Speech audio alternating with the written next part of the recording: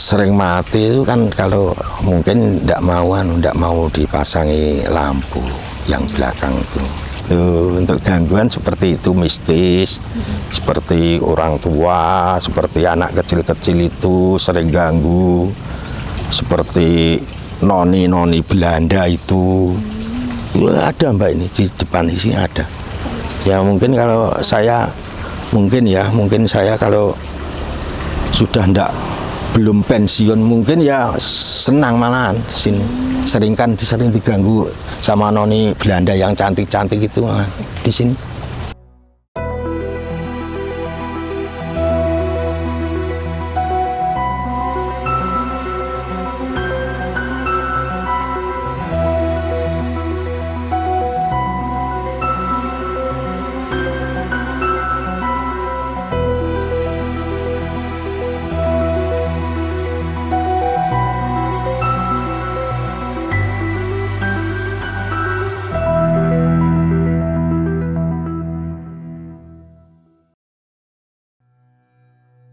Kantor Kecamatan Gondang nampak berbeda dengan kantor-kantor kecamatan lainnya di Kabupaten Sragen, Jawa Tengah. Kantor yang beralamat di Desa Gondang tersebut menempati bangunan tua sejak zaman penjajahan Belanda. Hal itu nampak jelas pada arsitektur bangunannya yang masih bergaya kolonial. Bangunan yang sudah berusia ratusan tahun itu memiliki ornamen yang masih asli seperti pintu dan jendela. Bangunan terbesar dalam kompleks perumahan Sinder ini masih kokoh berdiri dan hingga kini masih digunakan untuk melayani kebutuhan administrasi warga Gondang. Cerita mistis pun bermunculan dari bangunan tua ini. Pensiunan pegawai Kecamatan Gondang yakni Sarto yang dulu juga pernah bertempat tinggal di situ membenarkan hal tersebut. Salah satunya cerita ruang belakang gedung yang enggan diberikan lampu penerangan. Beberapa kali ruangan tersebut dipasang lampu baru, namun hanya menyala beberapa saat saja.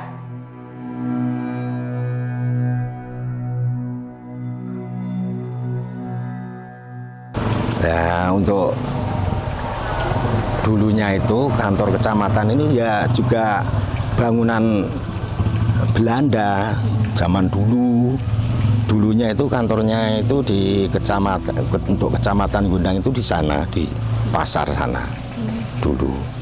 Di sana itu di sebelah perhutani, sebelah baratnya perhutani itu ada gedung untuk penggilingan padi bercampur dengan kantor kecamatan, lalu pindah ke kantor pembantu bupati. Nah, kantor pembantu bupati itu di sana. Lalu di sini itu cuma ada gedung-gedung seperti ini, gedung lama ini.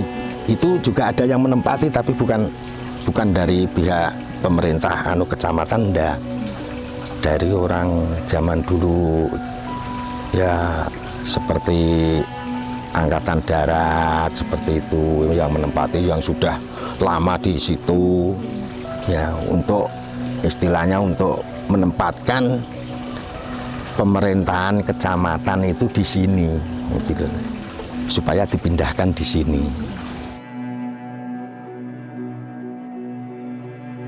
Untuk istilahnya pembesar zaman Belanda. Iya, rumahnya orang Belanda tapi yang istilahnya pembesar. Nah, itu.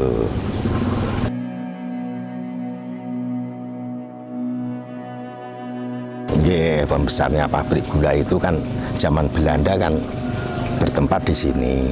Ya dikatakan namanya gedung besaran, ya seperti ini. Gedung besaran. Jadi yang menempati cuma pembesar saja. Yang untuk yang misalnya wakilnya, anggotanya itu di situ. Tuh yang kecil-kecil itu termasuk sana tadi itu.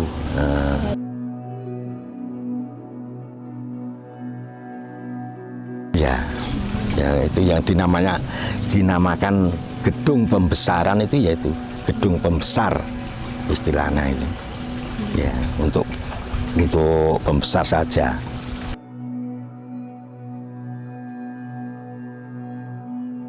Ya, keluarga itu, keluarga pabrik itu yang zaman Belanda itu yang ada pembesarnya di situ.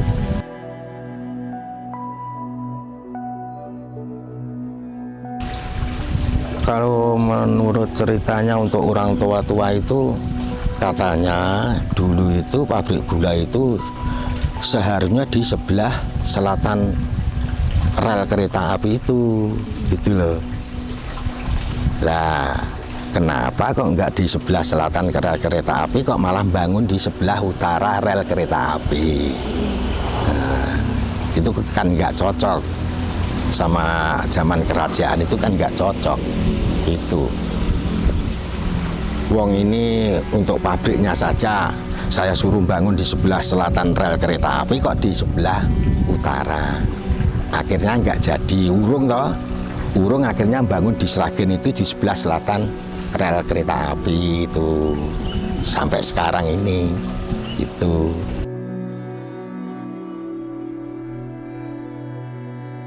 Ya iya, masih di sini. Jadi yang sana itu juga ada pembesar-pembesar, juga ada yang di sini, ya juga ada yang menempati itu. Juga ada yang menempati. Ya ini digunakan untuk itu pembesar-pembesar itu, dan anak buah dan anggotanya seperti ini di sini. Itu.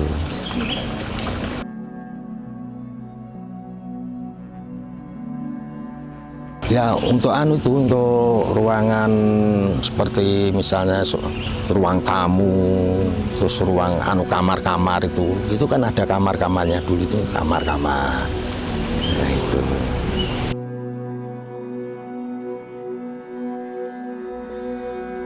Asli, ini masih asli nih ya, bangunan asli. Yang baru itu yang itu sebelah barat ini baru semua ini. Yang ini, yang gedung ini, dan depan itu dan sana tadi itu gedung lama semua ini, bangunan lama.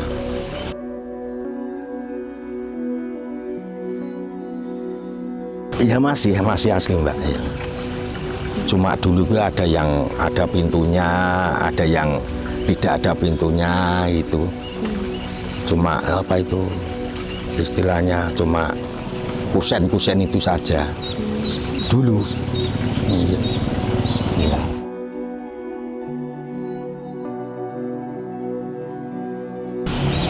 Di sini itu mulai dari kecamatan di sana itu pindah ke sini. Saya sudah menempati di sini.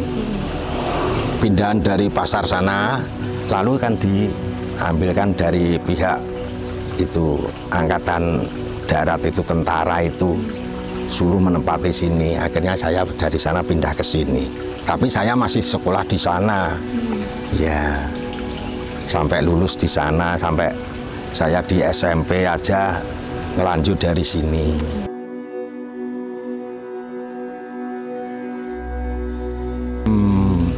Kalau di sini ya juga masihan Mbak, masih mistis ya. Masih mistis. Saya di sini mulai masih sekolah ya, masih sekolah SD itu saya sudah ngelanjut dari sini, itu banyak mistis-mistisnya. Ya, masih banyak ya anak kecil-kecil. Ya mungkin dulu itu ya mungkin zaman Belanda yang masih kecil-kecil itu.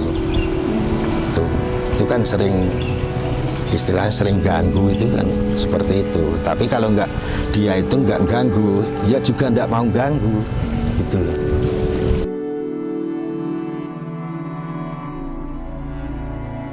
Ya kalau saya pernah sering ya Mbak ya, saya itu sering sekali untuk ganggu masalah itu mistis itu, saya sering sekali ya di sini tuh.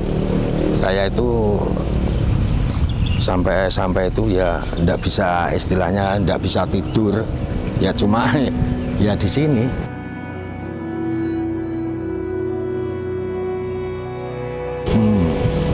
Dulu itu adik saya sudah pernah hilang Mbak di sini. Adik saya itu hilang. Nah, lucu toh, aneh itu. Hilang itu maksudnya itu hilang itu ndak hilang istilahnya hilang pergi ke sana enggak. Ya juga di sini hilang tapi mungkin disembunyiin bagaimana sampai 2 hari apa 3 hari itu.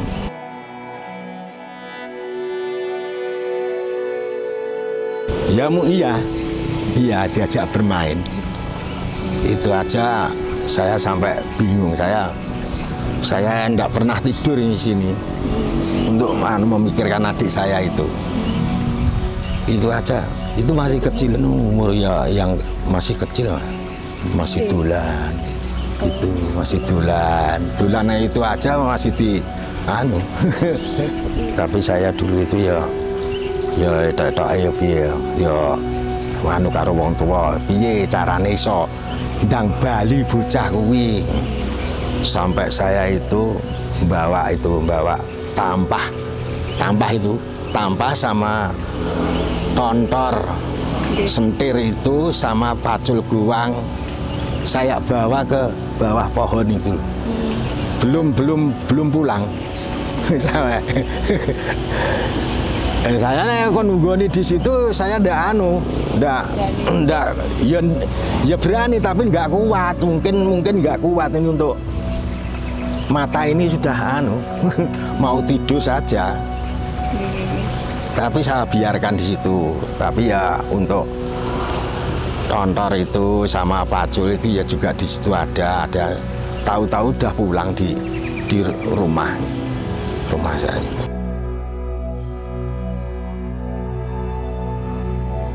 Seperti itu ndak nangis Mbak, ndak nangis ya cuma biasa tapi seperti orang bingung itu seperti orang bingung linglung ya kayak wong bingung kae lagi diombeni wedang putih mungkin ya pun pikirannya pun normal nggih nonton iku.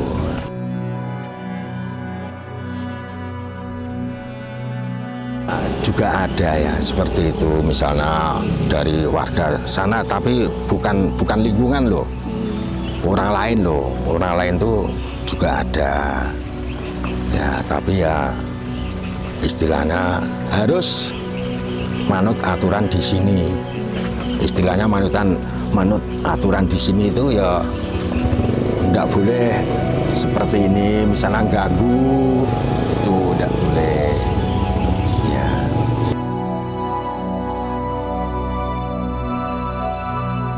Ya mungkin kalau orang di luar sana, di luar lingkungan sini, ada yang sini mau misalnya, ya tidak mau itu bicara atau dengan di sini warga di sini yang menempati di sini itu ya kemungkinan itu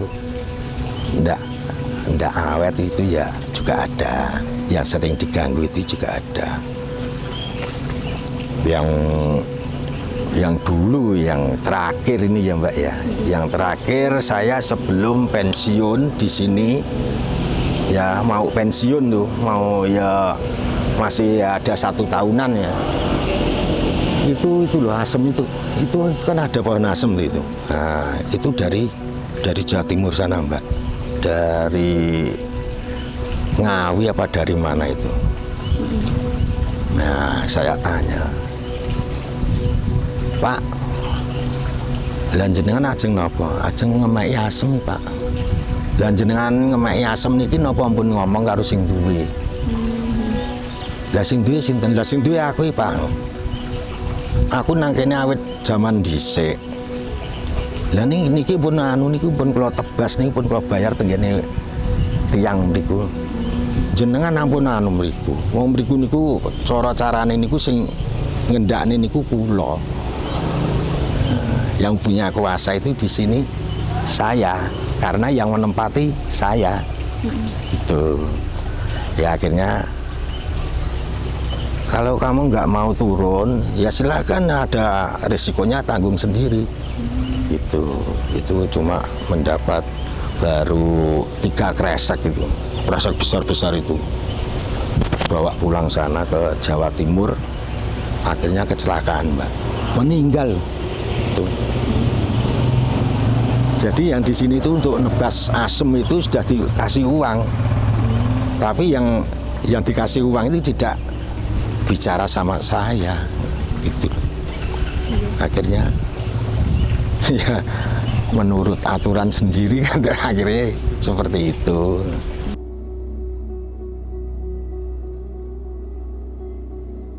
Enggak, mereka yang sering itu kalau siang itu enggak. Ya, malam, Mbak. Tapi itu yang di sini itu yang agak sulit, ada rekoso itu yang piket malahan. Itu. Yang piket kan cuma 2 orang, 1 orang gitu aja. Tapi yang mistisnya banyak gitu loh. Kalau siang ini kan banyak, temennya kan banyak, sana kemari itu kan banyak. Tapi kalau malam itu kan cuma piket itu 2 orang, ya, mungkin ya 1 orang, itu banyak gangguannya gitu. Itu, itu untuk gangguan seperti itu mistis, seperti orang tua, seperti anak kecil-kecil itu sering ganggu, seperti noni Belanda itu ada, Mbak, ini di depan di sini ada. Ya mungkin kalau saya mungkin saya kalau sudah belum pensiun mungkin ya senang malahan sini. Sering diganggu sama noni Belanda yang cantik-cantik itu malah di sini.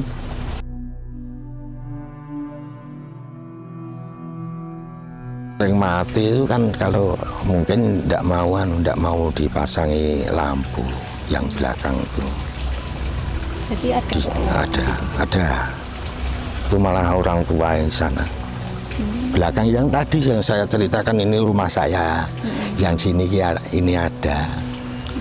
Yang di kamar saya itu, yang rumah itu ya, yang menempati saya itu di kamar saya itu. Tapi saya enggak di kamar, tapi ibu saya dulu di kamar situ. Itu saja cuma segini, Mbak. Sampai paha ini. Nah, yang kelihatan itu cuma paha ini saja. Paha ini ke bawah, yang sini kan nggak ada. Yang atas nggak ada, Mbak.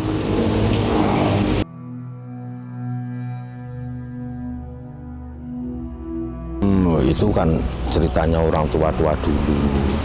Itu saya ya juga nggak tahu ya. Itu ceritanya orang tua itu dulu itu kan ruangan kecil itu, apa mungkin itu ada yang balelo, ada yang misalnya disuruh ke sana kemari tidak mau, akhirnya dimasukkan situ untuk untuk istilahnya supaya jerah, nggak tahu gimana itu.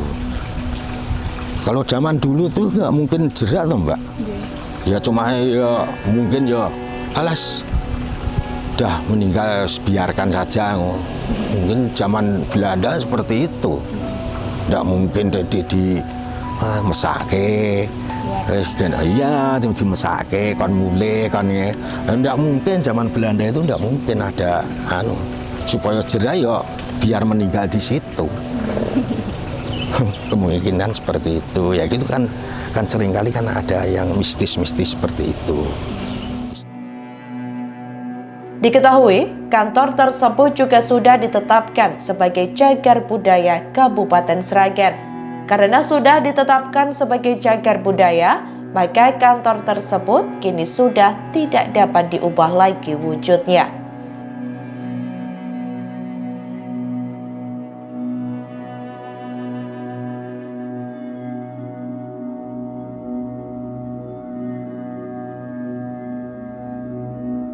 Oke, kalau di perumahan Sinder Gondang itu secara arsitektural berdasarkan kajian dari tim ahli cagar budaya kemarin itu adalah murni kolonial. Jadi agak berbeda dengan kompleks perumahan Sinder yang ada di PG Mojo. Jadi kita melihat secara arsitekturnya, secara detailnya bangunan tersebut itu adalah murni kolonial, dan era gaya dari bangunan tersebut itu biasanya lebih baru dibandingkan dengan bangunan yang berkolaborasi antara Jawa dan kolonial.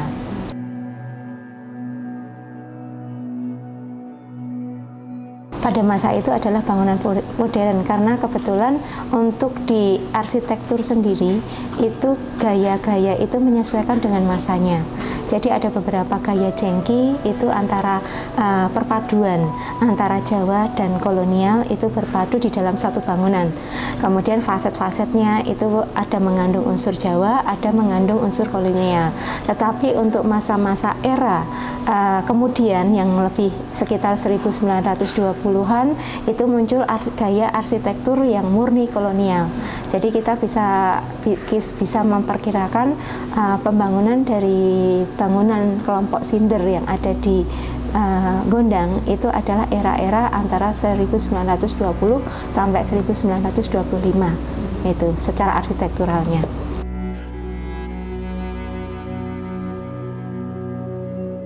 Dari fasadnya, fasad-fasad yang ada di depan, pembagian ruangnya, kemudian plafon yang tinggi, gaya pintu, jendela, itu fasad-fasad ya. Nah itu yang menjadi ciri khasnya. Kemudian atapnya pelana. Kemudian ada beberapa ornamen yang itu ciri khas dari masa-masa rentang 1920 sampai 1925 gitu.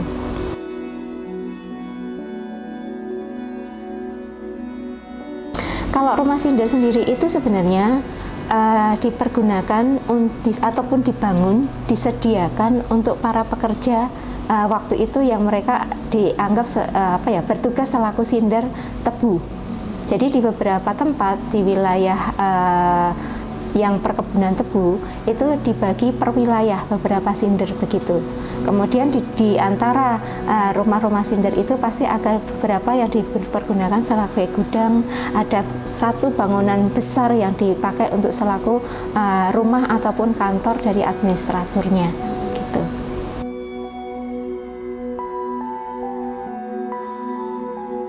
Kalau yang rumah utama itu yang saat ini menjadi kantor Kecamatan Gondang, itu waktu itu dipakai selaku kantor administratur dari pabrik Sidowurung ya, pabrik gula Gondang yang waktu itu sempat beroperasi hanya beberapa tahun, yang kemudian mengalami kegagalan produksi akibat akibat panenannya yang tidak berhasil, kemudian mengalami kebangkrutan pada saat produksi itu.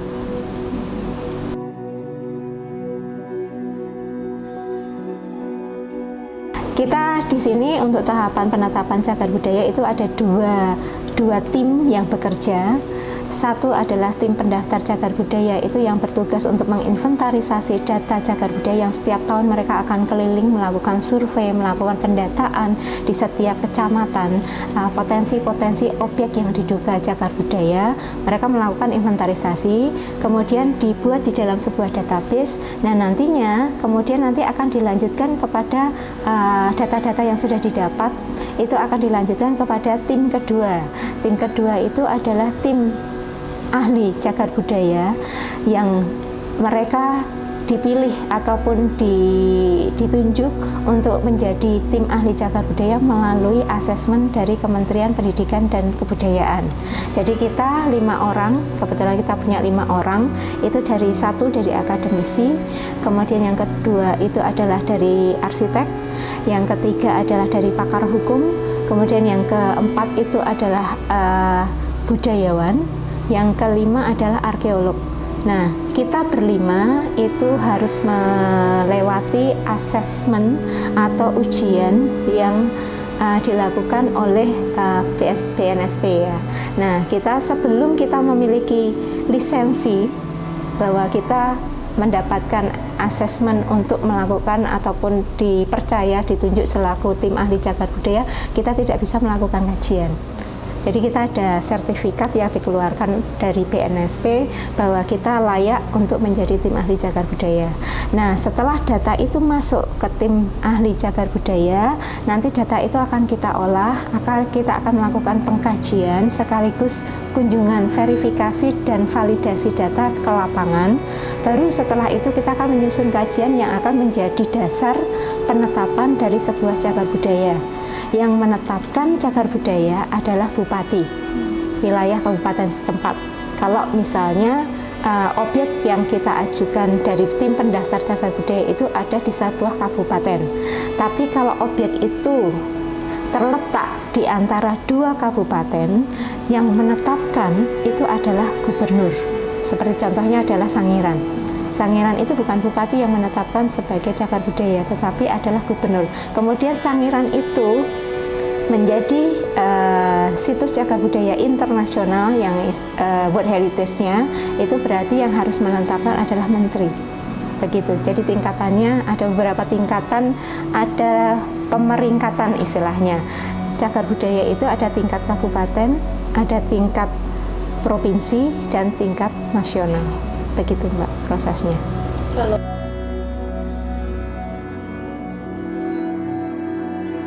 Kita prosesnya di Gondang itu dari 2018 ya. Kita mencoba pendataan itu tahun sebelumnya dari 2017, malah justru dari 2015 kita melakukan pendataannya. 2015 kita lakukan pendataan, kemudian 2016 kita mencoba untuk mencari referensi dan sebagainya. 2017 kita belum punya tim ahli cagar budaya waktu itu, baru kita ada pertama kali tim ahli cagar budaya kita di asesmen kementerian itu baru 2018. Nah 2018 itu semua data yang masuk kita serahkan kepada tim ahli cagar budaya untuk dilakukan pengkajian, dan akhirnya disusunlah 2018 itu adalah kajian tim ahli cagar budaya. Kemudian kita sampaikan kepada bupati kajian tersebut sebagai bahan dasar untuk melakukan penetapan cagar budaya. Begitu prosesnya.